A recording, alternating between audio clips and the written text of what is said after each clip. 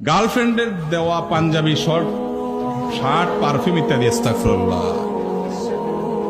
এই প্রশ্নগুলো শেষে কে ঢুকে দিলেন? দেখেন ভাইরা, হাসির বিষয় না, বিয়ের আগে ছেলে মেয়েদের পারস্পরিক সম্পর্ক সেটা কি হালাল না হারাম? শুধু হারাম না, এই হারামের একটা বিশেষ নাম আছে, ঘৃণিত, সেটার নাম জিনা।